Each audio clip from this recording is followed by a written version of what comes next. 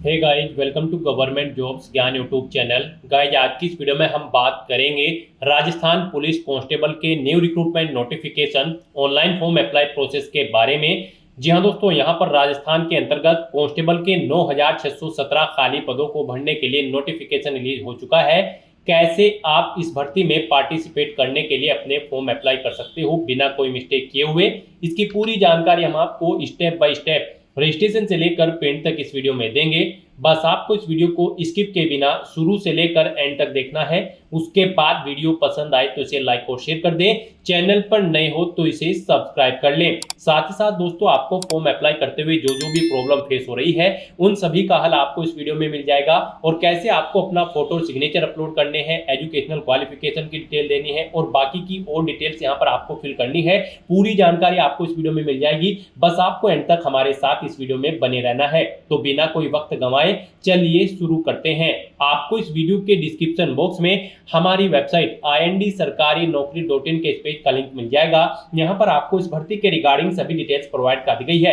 Rajasthan police department के अंतर्गत यहां पर कांस्टेबल के 9617 खाली पदों को भरने के लिए नोटिफिकेशन रिलीज हो चुका है। कांस्टेबल जीडी के लिए 7618 पद हैं, कांस्टेबल बैंड के लिए 71, कांस्टेबल टेलीकॉम के लिए 1479, कांस्टेबल ड्राइवर के लिए 459 खाली पद हैं। यहां पर आप 28 अप्रैल 2025 से 17 मई 2025 तक अपने फॉर्म अप्लाई कर सकते हो। 12वीं पास कैंडिडेट प्लस जिन्होंने राजस्थान सीटी 10+2 लेवल का एग्जाम पास आउट किया हुआ है वो कैंडिडेट यहां पर अप्लाई कर सकते हैं। और कांस्टेबल ड्राइवर पद की पात्रता हेतु कैंडिडेट के पास लाइट मोटर व्हीकल या फिर heavy motor vehicle driving licence होना भी अनिवार्य होगा। तो यहां पर आप ऑल इंडिया से इस भर्ती के लिए अप्लाई कर सकते हो ऑनलाइन मोड में। उसके लिए आपको इस पेज को नीचे स्क्रॉल डाउन करना है, इंपोर्टेंट लिंक सेक्शन में आना है, ऑफिशियल नोटिफिकेशन पीडीएफ लिंक पर क्लिक करके इस भर्ती के नोटिफिकेशन को ओपन कर लेना है और इसमें से आपको पूरी डिटेल रीड कर लेनी है। यहाँ पर आपको सभी डिटेल्स प्रोवाइड कर दी गई है, जैसे कि क्या पोस्ट का नाम है, कितनी उसके लिए नंबर ऑफ वैकेंसीज है, कैसे आप अप्लाई कर सकते हो, कब से कब तक अप्लाई कर सकते हो, पूरी जानकारी आपको इस नोटिफिकेशन में दे दी गई है। आप सभी डिटेल्स यहाँ से रीड आउट करें, उसके बाद अपने फॉर्म अप्लाई कर लें। फॉर्म अप्लाई करने के लिए भी आपको हमारी वेबसाइट के इसी पेज पर ही अप्लाई ऑनलाइन का लिंक दिया गया है। जैसे ही आप इस लिंक पर क्लिक करेंगे तो आपके सामने यहाँ पर राजस्थान सिंगल साइन ऑन का ये ऑफिशियल पोर्टल ओपन हो जाएगा, जिसके थ्रू आप इस भर्ती के लिए अप्लाई कर सकते हो। यहाँ पर रजिस्ट्रेशन करने की आपको जरूरत नहीं है, क्योंकि यहाँ पर केवल वही कैंडिडेट अप्लाई कर सकते हैं जिन्होंने Rajasthan CET common eligibility test senior secondary level 2024 में यहाँ पर सफलतापूर्वक अपना एग्जाम पास आउट कर लिया है। तो यहाँ पर जब आपने इस एग्जाम के लिए अप्लाई किया होगा तो आपने अपना वन टाइम रजिस्ट्रेशन भी किया हुआ होगा। तो यहाँ पर आपको रजिस्ट्रेशन की जरूरत नहीं है, बस यहाँ पर आपको लॉग इन करना है। उसके लिए आपको अपनी डिजिटल आइडेंटिटी एसएसओ आईडी या फिर यूजर नेम यहाँ पर एंटर करना है। उसके बाद आपको अपना पासवर्ड यहाँ पर एंटर करना है, ये कैप्चा कोड आपको यहाँ पर एंटर करना है। और गाइस, फिर आपको लॉगिन के ऑप्शन पर क्लिक करके अपने डैशबोर्ड में लॉगिन कर लेना है। लॉगिन करने के बाद आपका डैशबोर्ड कुछ इस तरह से शो होगा। यहाँ पर आने के बाद आपको पुलिस कांस्टेबल रिक्रूटमेंट 2025 के इस टैब पर आना है और यहाँ पर आकर आपको अप्लाई नाउ के इस लिंक पर क्लिक कर देना है। नेक्स्ट आपके सामने कुछ इस तरह से इंटरफेस शो होगा। अब गाइस, यहाँ पर आपको राजस्थान सीटी 10+2 लेवल सीनियर सेकेंडरी लेवल 2024 का एप्लीकेशन नंबर यहाँ पर एंटर करना है।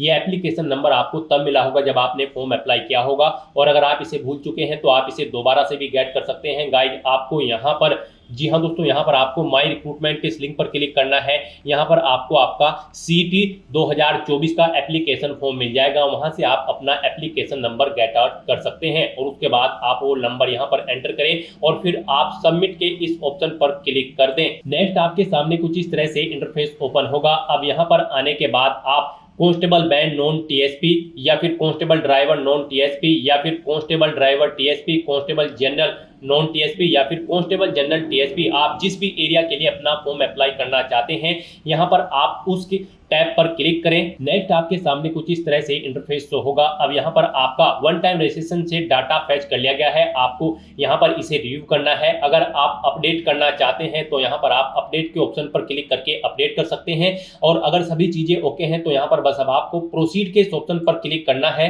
और उसके बाद यहाँ पर आपके सामने कुछ इस तरह से इंटरफेस ओपन हो जाएगा। जाएगा। यहाँ पर आपका एप्लीकेशन फॉर्म स्टार्ट हो चुका है।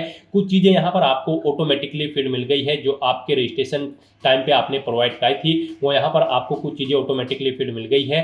अब यहाँ पर आने के बाद बस आपको अपनी माता का नाम यहाँ पर एंटर करना है।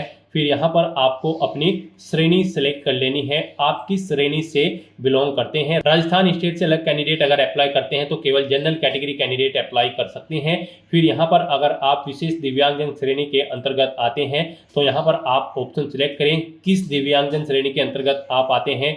नहीं आते हैं तो यहाँ पर आप नॉट एप्लीकेबल ऑप्शन सेलेक्ट कर लें। उसके बाद यहाँ पर आपको उप विशेष दिव्यांगजन श्रेणी सेलेक्ट करनी है अगर आप दिव्यांगजन श्रेणी के अंतर्गत आते हो।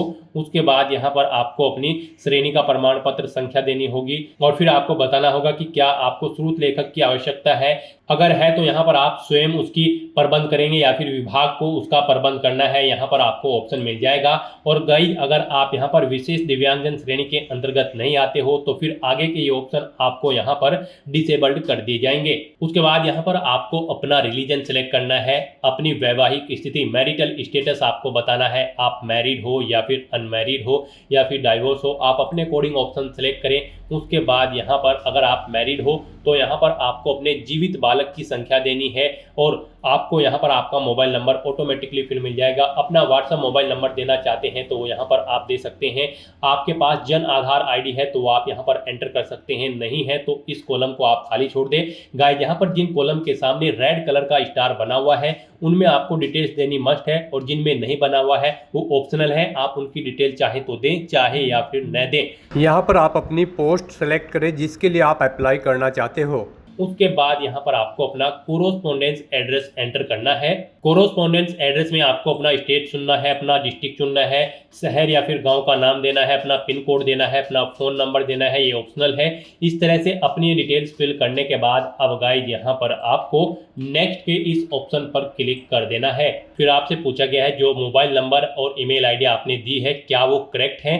अगर करेक्ट है तो यहाँ पर आप यस के इस ऑप्शन पर क्लिक करें। बेसिक डिटेल्स प्रोवाइड कराने के बाद अब आपको अपनी पर्सनल डिटेल्स यहाँ पर देनी है। सबसे पहले यहाँ पर आपको अपनी नेशनलिटी सिलेक्ट कर लेनी है, फिर यहाँ पर आपको अपना स्टेट सेलेक्ट कर लेना है, उसके बाद यहाँ पर आपको अपना डिस्ट्रिक्ट सेलेक्ट कर लेना है। फिर आपसे पूछा गया है कि क्या आप इंडिया में कहीं बाहर से सेटल्ड हुए हैं, अगर हुए हैं तो आप यहाँ पर यस करें और फिर किस देश से आप सेटल्ड हुए हैं उस देश का नाम आप यहाँ पर सिलेक्ट करें और अगर आप इंडिया से ही हैं तो यहाँ पर आपको नो ऑप्शन सिलेक्ट करना है। फिर यहाँ पर आपको अपनी स्पेशल कैटेगरी विशेष श्रेणी की डिटेल प्रोवाइड करनी है। यहाँ पर आपसे पूछा गया है कि क्या आप भूतपूर्व सैनिक है, अगर है तो यहाँ पर आप यस ऑप्शन सिलेक्ट करेंगे और फिर आप अपनी सर्विस का स्टेटस यहाँ पर सिलेक्ट करेंगे और सर्विस अंडर ऑप्शन सिलेक्ट करेंगे और अगर आप नहीं है तो यहाँ पर आप सिंपली नो ऑप्शन सिलेक्ट कर लेंगे। उसके बाद आपसे पूछा गया कि क्या आप एनसीसी के कैडेट हैं, अगर है तो यहाँ पर आप यस ऑप्शन सेलेक्ट करेंगे और फिर कब से कब तक आपने एनसीसी की है वो डेट आपको सिलेक्ट कर लेनी है। इनके अकॉर्डिंग यहाँ पर आपका एनसीसी कैडेट ड्यूरेशन कैलकुलेट करके शो कर दिया जाएगा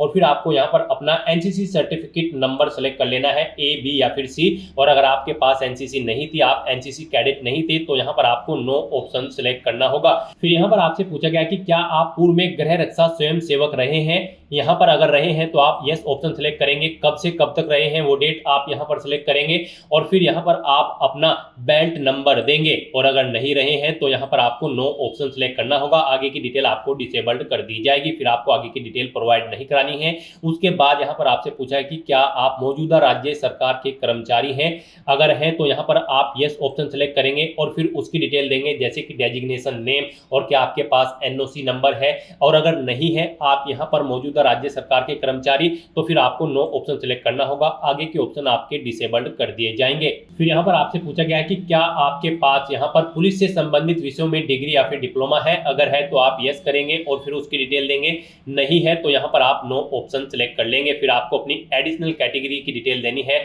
यहाँ पर आप इस चेकबॉक्स को ओके करेंगे। आपसे पूछा गया है फिर उसके बाद क्या आपके खिलाफ कभी कोई प्राथमिकी दर्ज की गई है यानी कि कोई एफआईआर हुई है, अगर हुई है तो यहाँ पर आप सिलेक्ट करेंगे और उसकी डिटेल देंगे, नहीं हुई है तो यहाँ पर आप नो ऑप्शन सिलेक्ट कर लेंगे और उसके बाद गाइस यहाँ पर आपको नेक्स्ट के इस ऑप्शन पर क्लिक कर देना है। नेक्स्ट यहाँ पर आपको अपनी एजुकेशनल क्वालिफिकेशन की डिटेल प्रोवाइड करनी है। सबसे पहले यहाँ पर आपको इस चेकबॉक्स को ओके करना है। उसके बाद यहाँ पर आपको अपनी 10वीं और 12वीं क्लास की डिटेल देनी है। गाइस यहाँ पर इस भर्ती में पार्टिसिपेट करने के लिए आपका 12वीं क्लास पास आउट होना जरूरी है किसी वेल रिकॉग्नाइज्ड बोर्ड से, प्लस यहाँ पर आपका राजस्थान सीटी 10+2 लेवल एग्जाम भी पास आउट होना जरूरी है, तभी आप अप्लाई कर पाओगे। और कांस्टेबल ड्राइवर पद के लिए यहाँ पर आपके पास लाइट मोटर व्हीकल या फिर heavy motor vehicle driving licence भी होना जरूरी है।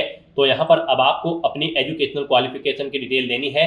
इसमें सबसे पहले आपको अपनी 10वीं क्लास की डिटेल देनी है। यहाँ पर आप अपने सब्जेक्ट का ग्रुप बताएं, आपके पास 10वीं में यहाँ पर आर्ट, कॉमर्स, साइंस या फिर कौन कौन से सब्जेक्ट थे वो आप एंटर करें। बोर्ड या यूनिवर्सिटी का नाम दें यहाँ पर, उसके बाद आप अपना 10वीं का रोल नंबर दें। फिर परीक्षा का परिणाम यहाँ पर आप सेलेक्ट करें, परसेंटेज में था, ग्रेड में था या फिर सीजीपीए में। पासिंग ईयर यहाँ पर आप सेलेक्ट करें, फिर अपनी परसेंटेज यहाँ पर आप मेंशन कर दें 10वीं की। उसके बाद ऐसे ही यहाँ पर आपको अपनी 12वीं क्लास की डिटेल देनी है। यहाँ पर भी आपको अपने सब्जेक्ट ग्रुप बताना है, आर्ट, कॉमर्स या फिर साइंस। उसके बाद यहाँ पर आपको अपने बोर्ड का नाम देना है जिससे आपने अपनी 12वीं क्लास पास आउट की है, अपना 12वीं का रोल नंबर एंटर करना है, परीक्षा का परिणाम, आपका परसेंटेज सीजीपीए या फिर ग्रेड में है वो आपको सिलेक्ट करना है, पासिंग ईयर यहाँ पर आपको सिलेक्ट कर लेना है और अपनी परसेंटेज यहाँ पर आपको एंटर कर देनी है। इस तरह से यहाँ पर आपको अपनी 10वीं और 12वीं क्लास की डिटेल प्रोवाइड करनी है। रही बात सीटी 10+2 की, तो वो आपसे स्टार्टिंग में ही एप्लीकेशन नंबर मांगा गया था। यहाँ पर वही कैंडिडेट केवल अप्लाई कर सकते हैं जिन्होंने सीटी 10+2 लेवल की जो कॉमन एलिजिबिलिटी टेस्ट है उसे पास आउट किया हुआ है। तो यहाँ पर अब आपको अपनी क्वालिफिकेशन की डिटेल प्रोवाइड कराने के बाद फिर आपको नेक्स्ट के इस ऑप्शन पर क्लिक कर देना है। नेक्स्ट यहाँ पर आपको अपना फोटो और सिग्नेचर अपलोड करने हैं। गाइस यहाँ पर आपका जो फोटो होगा वो 50 KB से 100 KB के बीच में होना चाहिए,